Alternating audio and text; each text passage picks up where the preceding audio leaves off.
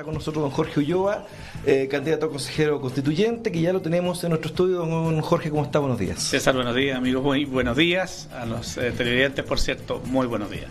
Don Jorge, hoy día vamos a conversar sobre la seguridad. Bueno, está en boca, es el tema de contingencia.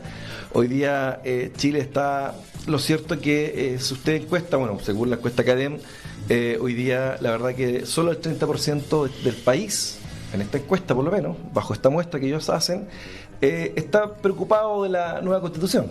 El 70% está más preocupado de la seguridad. Entonces, aquí tengo el librito antiguo, ¿se acuerdan de este libro, no? Por supuesto que claro. Sí. Etiquetado en cada página con destacadora y los puntos más álgidos. Algunos se fueron a la parrilla. Bueno, aquí la verdad que muy pocas, por ejemplo, uno de los temas, solamente hay un artículo. También lo tiene con destacado, ¿no? Sí, no, yo lo estudié, para poder conversar esta cosa. Claro, lo estudiamos. También hizo la pega, la tarea ahí. ¿Ah? Oye, el artículo 123 era el único que hablaba sobre la Defensoría del Pueblo, que era el nombre, la Defensoría de los Ciudadanos. De la seguridad. Y solamente estaba dirigido sobre el tema de los derechos humanos, ¿ya? Don Jorge, hoy día la primera pregunta que lo quiero hacer: ¿cómo aseguramos los derechos de la seguridad en esta nueva Constitución? A ver, dos cosas. Yo primero comparto el hecho de que la propuesta anterior esquivaba, por decirlo de manera elegante, el tema de la seguridad. Lo agravaba cuando establecía que Carabineros era un servicio ya sin el carácter que tiene hoy día, ¿no? Una institución civil, la práctica, dejando de lado estos 96 años de historia, ¿no es cierto?, jalonada con más de 1.000 funcionarios que han caído en actos de servicio. Y desde mi perspectiva, la norma constitucional, la Constitución debiera contemplar el tema de la seguridad sin ninguna duda en aspectos primarios de la misma. De hecho, la actual Constitución señala que es deber del Estado proteger a las personas. Y ahí le aprovecho siempre yo de recordar, cuando estaba en el Congreso les decía que una parte de esa obligación del Estado se la hacen los bomberos gratis al Estado de Chile. Hace más de 150 años que le están haciendo ese favor gratis los bomberos de Chile al Estado de Chile, porque le ayudan a proteger la vida de las personas, no solo los bienes. Entonces, ¿qué creo yo hoy día? La nueva propuesta, y por lo menos yo voy a luchar por ello, es establecer primero un título, o mejor dicho, restablecer el título de Fuerzas Armadas y Fuerzas de Orden y Seguridad en la Constitución, por una razón muy sencilla. Primero, hoy día están en un título especial. Segundo, la propuesta por un voto de la Comisión de Expertos ahora, por la información que tenemos, lo eliminó como título. Y yo siento que esto es un divorcio de la realidad. ¿Y por qué? Uno, porque desde el punto de vista, ¿no es cierto?, de lo que hoy está ocurriendo, que es el mayor grado de inseguridad en años que ha tenido el país, y además revisa cómo se sustenta el actual gobierno. El actual gobierno se está sustentando en las Fuerzas Armadas y en Carabineros para intentar mantener el orden. De hecho, diseñó en el norte una intervención, la macrozona sur, y por tanto, obedeciendo a esa realidad, yo estimo que estas instituciones deben contar con un capítulo especial en la Constitución. Ya, perdón, allá que estamos hablando en este caso de las instituciones, desde la Constitución, ¿cómo vamos a proteger en este caso a la Fuerza Armada? Todavía no llegó a eso. Ajá, todavía no llegó a eso. Ya, perfecto, pero vas para allá. Voy para allá. Entonces, lo primero es que hay que restablecer el título para darles la importancia a estas instituciones que no son un servicio público más. Ojo con eso. No son un servicio público más. De hecho, instituciones como el Ejército nacen con el Estado.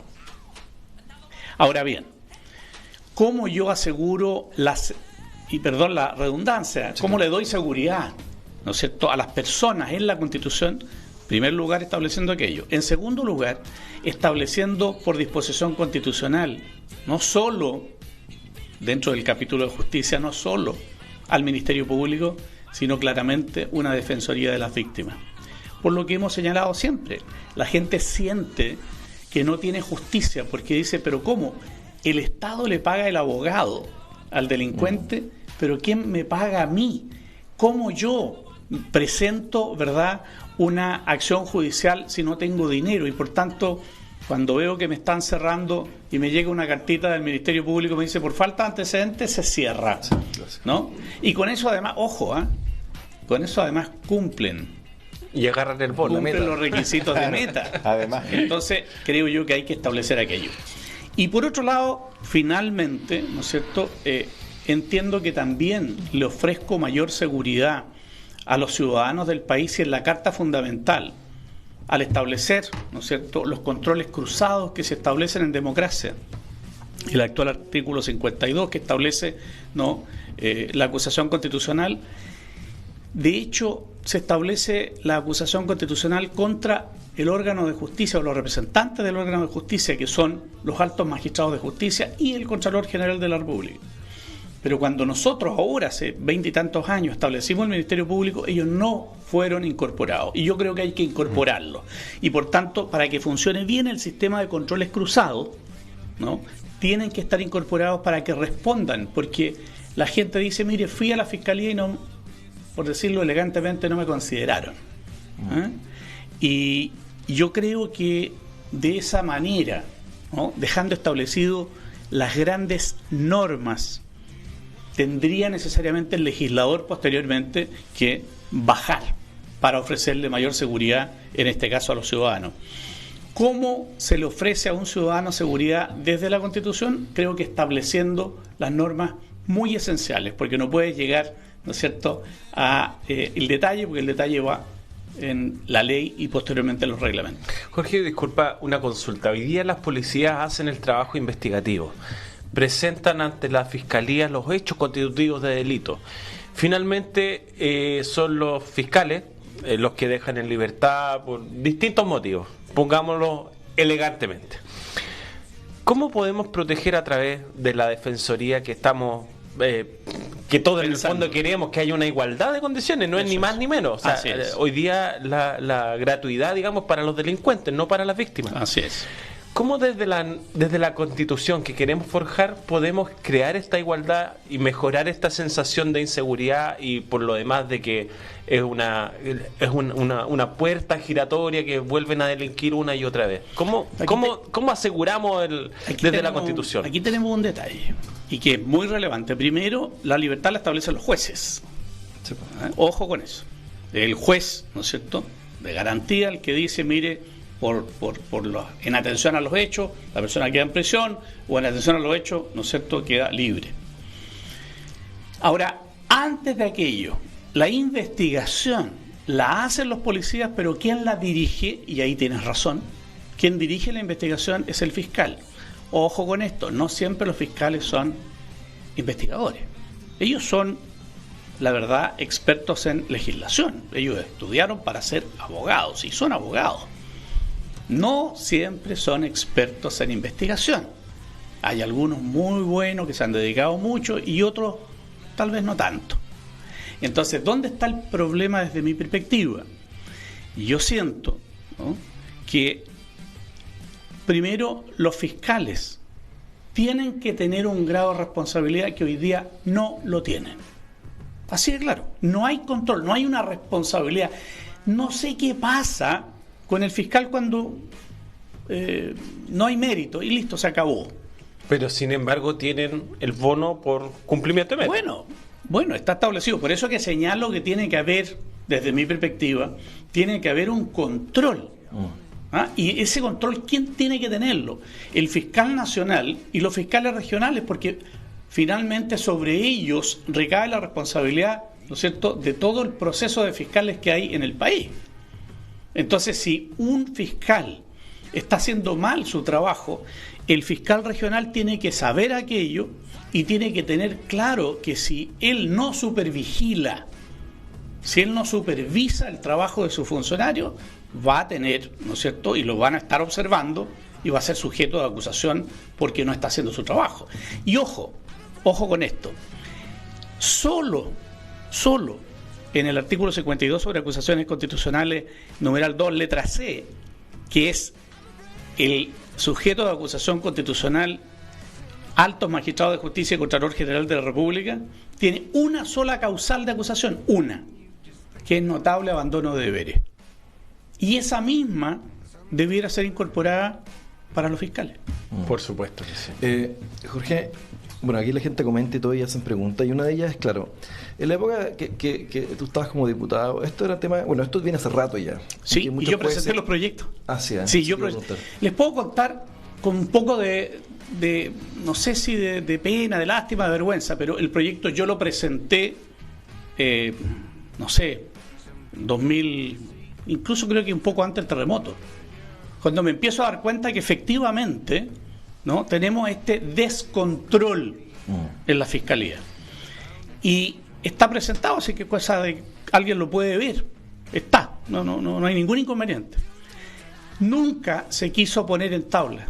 ¿Y por qué razón? Siempre la explicación que se da es que no es el momento. Y entonces yo decía, bueno, ¿y cuándo va a ser el momento? ¿Por qué?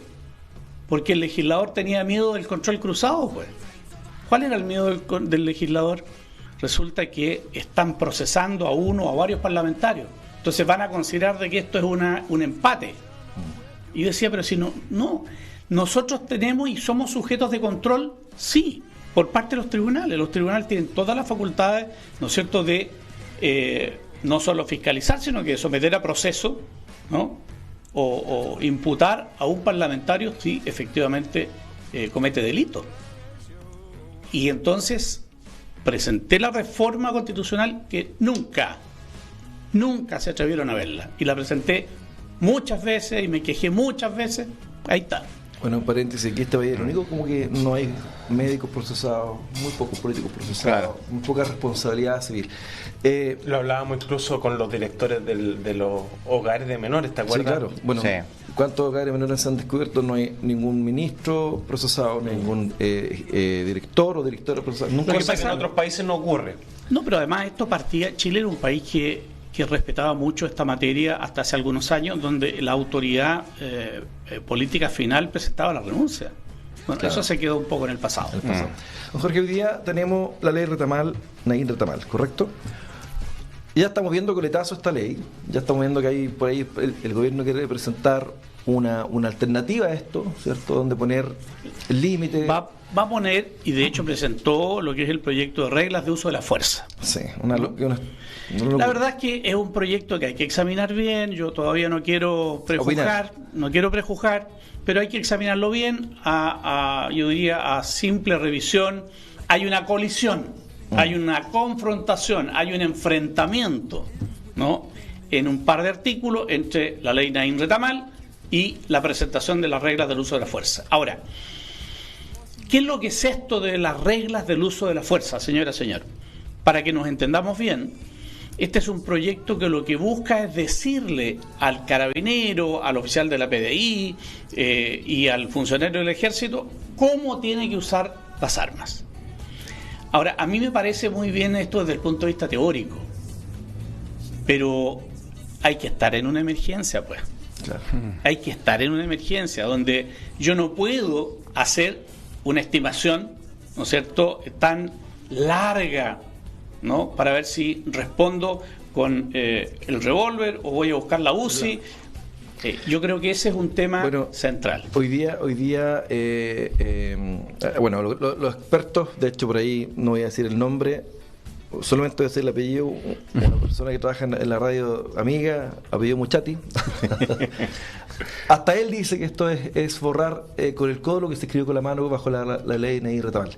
Y en torno a esto, ¿cómo aseguramos por medio de la nueva Constitución que realmente existe un respaldo a Carabineros o al uniformado para hacer su pega de manera eficiente y eficaz? Porque de repente no somos eficaces, somos eficientes o viceversa. Ajá. Y esto tiene que estar Yo creo que esta es una materia sobre la cual la Constitución no se va a poder pronunciar.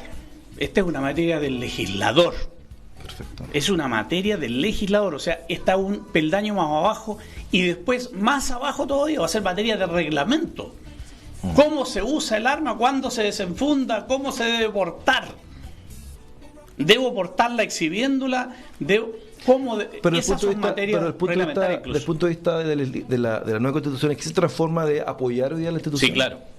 Claro. ¿Cómo se plantea la eso? manera de apoyar desde el punto de vista de la Constitución es señalar, primero, que las policías siempre deben tener, ¿no es cierto?, el poder de la fuerza superior a cualquier civil. Siempre. O sea, no es lógico que hoy día tengamos, como lo hemos visto en la televisión, ustedes nos mostraron, ¿no?, videos de esto de Calama, donde un señor llega con tableteo de ametralladora a pegarle, ¿no es cierto?, tiros a la comisaría. Tableteo de ametralladora. Le llamaremos subametralladora, en fin. Pero estamos hablando de armamento pesado automático, sí, claro, ¿no? Y versus qué, versus un carabinero que está con una 38 Taurus. Eso es lo que tienen hoy día, una 38 Taurus. Da un tiro. De tiro a tiro, por cierto, son 6 tiros, apenas. Entonces, ahí es donde efectivamente tú puedes comprobar que estamos en el mundo al revés, en que hay personas privadas de la naturaleza que sean, narco, terroristas, lo que sea, que tiene armamento superior al representante de todos nosotros, que es la policía. Y eso no es posible. La lógica indica que el Estado siempre se debe imponer, y para imponerse tiene que tener el uso de la fuerza adecuada. ¿Y eso puede quedar inscrito en la nueva Constitución? Hay que redactarlo de tal forma que así siempre se entienda. ¿Usted va por eso? Pero de todas maneras. Si yo no voy por eso, entonces no estoy protegiendo al Estado. Y la obligación de los 50 constituyentes es establecer un Estado robusto, un Estado fuerte, un Estado que pueda regular su territorio y su jurisdicción. Y por tanto, yo tengo que tener fuerzas armadas que sean capaces de responder a una agresión ajena y fuerzas de orden y seguridad que sean capaces de contener, de respetar, de hacer respetar el orden y la seguridad interna para que tú, tu familia, tus hijos puedan caminar tranquilos, cosa que hoy día no está ocurriendo. Don Jorge, bueno, agradecer que está con nosotros. Entiendo que tiene una agenda muy apretada, tiene que volar hacia Los Ángeles esta hora de la mañana. Sin antes, por supuesto, me gustaría también poder escuchar un poco y que lea un mensaje sobre este tema de seguridad en un minuto a la gente que está aquí en esa cámara. ¿Okay? Hay gente en todas las cámaras, las 45 que hay adentro. Pero en esa cámara, sobre todo en esa cámara, hay gente que está esperando escuchar una palabra en torno justamente al tema de la seguridad. Bueno, yo siento que efectivamente estamos frente a un gran dilema, ¿no? El dilema nos ha puesto hoy día la delincuencia de rodillas a Chile. Y ese dilema lo tenemos que resolver. Y lo tenemos que resolver todos, señora, señor, usted también, por cierto. ¿Cómo lo vamos a resolver? Primero, el 7 de mayo tenemos una elección donde usted tiene la facultad de elegir a las personas que van a escribir este rayado de cancha durante 5 meses. Vamos a poder aprobar, modificar o rechazar la propuesta que tienen los expertos. Para eso es importante colocar en primer término la principal preocupación de hoy día y de siempre que debe ser de los chilenos, la seguridad. Porque no hay democracia si no hay seguridad. Y en esa perspectiva yo al menos me comprometo a trabajar para que la democracia funcione en el país.